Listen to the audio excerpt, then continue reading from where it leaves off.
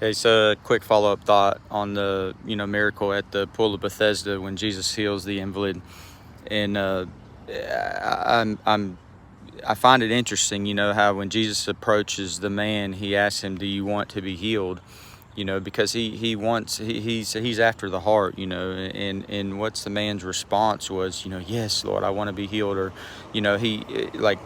he was interested in what he felt about it all,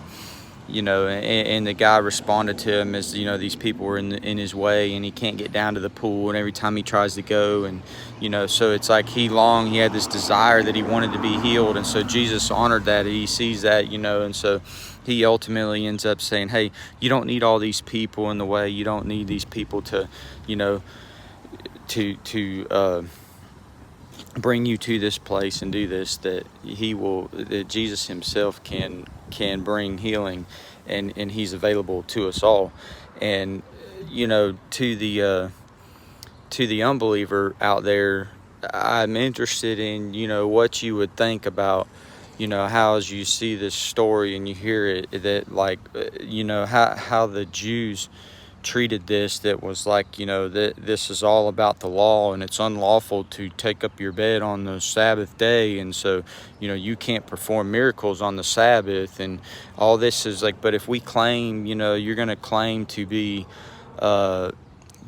for the brokenhearted, you want people to be healed, you want sickness to be gone, you want there to be no more death, you want, all these good things, but yet when it happens right in front of your eyes and these things happen, you still want to be in denial, or you want to, you want to cast the law out on somebody and say, oh, you're not allowed to do that. I'm curious in the response, of like how you would take that, and that if we claim, as a Christian, as a believer, our desire is to see the whole world healed, the whole world to be,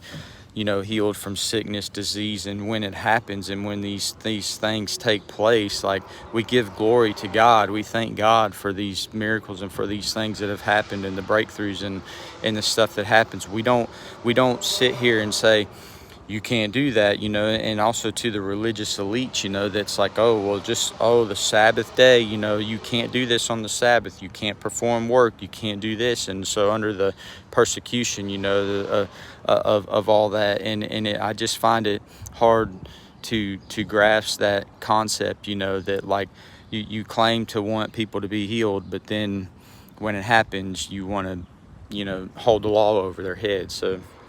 just something to think about.